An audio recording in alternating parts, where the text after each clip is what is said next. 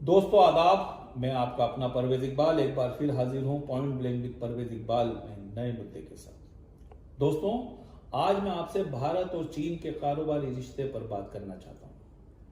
वैसे तो भारत में चाइनीज सामान के विरोध की अपील एक राजनीतिक प्रोपेगेंडा बन गई है।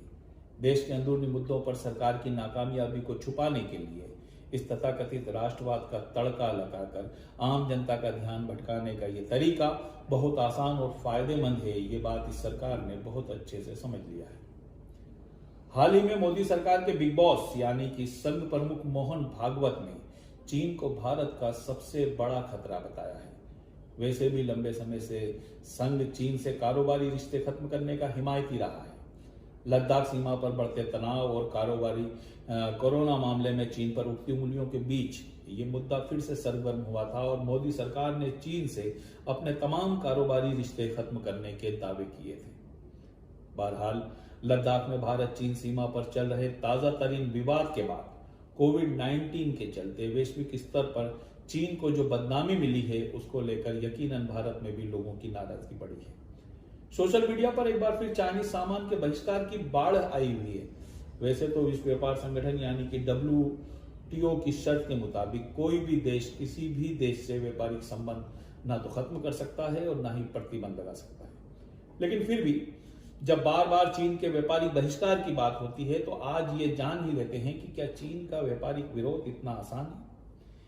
क्या चाइनीज सामान का बहिष्कार करना संभव है? तो आइए इसे कुछ आंकड़ों के जरिए समझने की कोशिश करते हैं। सबसे पहले तो ये जान लीजिए कि जिस मोदी सरकार में चाइनीज सामान के बहिष्कार का मुद्दा सबसे ज्यादा उठाया जाता है, इसी मोदी सरकार के कार्यकाल में चीन का कारोबार भारत में सबसे ज्यादा फला फूला है। 2011 तक जो चीन भारत में निवेश करने वाले देशों की सूची में 35वें नंबर पर था, वही चीन 2014 में 28वें नंबर पर और 2016 में 17वें नंबर तक पहुंच चुका था।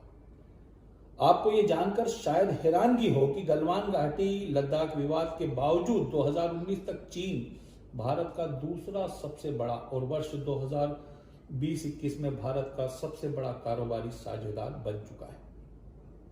सीमा पर तनाव के बावजूद वर्ष 2021 की जनवरी से जून तक पहली 6 माह में यानी इसी वर्ष के पहले 6 माह में भारत चीन के व्यापार में 62.7% की जबरदस्त बढ़त हुई है और ये 57.4 अरब डॉलर यानी करीब 4,28,000 करोड़ रुपए तक पहुंच चुकी है।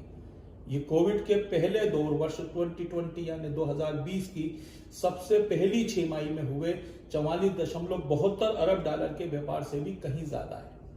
हालांकि इस जवाब में सरकारी आंकड़ों की बाजीगरी दिखाते हुए यह कहकर जनता को भ्रमित किया जा सकता है कि भारत का निर्यात भी तो बढ़ा है। तो मैं आपको ये बताता चलूं कि 2014-15 से लेकर 2019-20 के बीच व्यापार के आंकड़े ये दिखाते हैं कि भारत कम मूल्य के कच्चे माल का निर्यात करता है जबकि हाई वैल्यू वाले मैन्युफैक्चरिंग गुड्स का आयात करता है। यानी कि चीन सस्ते दामों पर भारत से ही रॉ मटेरियल खरीदकर अपना फिनिश गुड तैयार कर भारत को ही महंगे दामों में बेच देता है। इतना ही नहीं, दोनों देशों के बीच व्यापार में भी गहरी असमानता है। वर्ष 2019-20 के बीच भारत ने चीन को औसत सालाना करीब 13 अरब डॉलर का निर्यात किया, जबकि इसी दौरान भारत ने चीन को औसतन 66 अरब डॉलर का आयात किया। यानी मात्र 13 अरब डॉलर का सामान भेजकर 66 अरब डॉलर का सामान मंगाया। गौर करने वाली बात यह भी है कि कोरोना काल में जब भारत का ओवरऑल इंपोर्ट गिर रहा था, उस वक्त भी चीन से हो रहे इंपोर्ट का आंकड़ा लगातार बढ़ रहा था। आज सरकार भले ही कोरोना से निपटने में स्वयंभू विश्वगुरु बनकर खुद की पीठ थपथपा रही हो, लेकिन आपको जानकर हैरानगी होगी कि चीन विरोधी संघ की हिमायत वाली मोदी सरकार ने कोरोना काल में चीन से 26,000 वेंटिलेटर्स, ऑक्सीजन जनरेटर्स, 15,000 से ज्यादा मॉनिटर, 3800 टन से ज्यादा दवाइयां और चिकित्सा के सामान चीन से आयात किए हैं। बात सिर्फ दवाइयों की नहीं है। बाजार में बिकने वाली चाइनीज झालरों का विरोध करने वाले तथाकथित राष्ट्रवादियों को शायद ये बात पता भी ना हो कि भारत के आयात में चीन की हिस्सेदारी लगभग 18% है। उन बेचारों को तो शायद ये भी पता नहीं होगा कि जिस स्मार्टफोन से वो चाइनीज झालरों का या चाइनीज सामान तोड़ते फोड़ते या जलाते हुए सेल्फियां ले लेकर वो स्मार्टफोन भी चीन का ही बनाया हुआ हो सकता है। यह भी तो हो सकता है कि जिस सोशल मीडिया पर वो चीन विरोधी आंदोलन की तस्वीरें डालकर वाहवाही लूटते हो या अपने राजनीतिक एजेंडों को पूरा करते हो, वो सोशल मीडिया भी किसी चीनी कंपनी या किसी चीनी निवेशक का ही एक अंग हो। क्योंकि भारत में 2 लाख करोड़ के कारोबार वाले स्मार्टफोन के मार्केट में चीन की 72% हिस्सेदारी है। वीवो, ओप्पो, शियोमी जैसे न जाने कितने स्मार्टफोन के ब्रांड चाइना की ही देन है। भारत में होने वाली 25,000 करोड़ के टेलीविजन कारोबार में चीन की हिस्सेदारी 45% है। 12,000 करोड़ की टेलीकॉम इक्विपमेंट इंडस्ट्री में 25% पर चीन का कब्जा है। होम अप्लायंसेस के 50,000 करोड़ के बाजार में 12% चीन की हिस्सेदारी है। 57 अरब डॉलर के ऑटो कंपोनेंट में 26% चीन का हिस्सा है। सोलर पैनलों के मामले में तो हमारी 90% सामग्री चीन से ही मंगाई जाती है। आपको यह भी बताता चलूं कि भारत दुनिया का 3रा सबसे बड़ा दवा उत्पादक देश है, लेकिन भारत में बनने वाली दवाओं का 70% रॉ मटेरियल हमें चीन से ही मंगाना पड़ता है। भारत के स्टील बाजार में चीन की हिस्सेदारी 20% की है। इसके अलावा 44% प्लास्टिक, 50% कृषि pesticide, 10% urea, 36% James jewellery, 37% ceramic, 40% चमड़ा, 30% टायर और 22% सी फूड भी हमें चीन से ही मिलते हैं।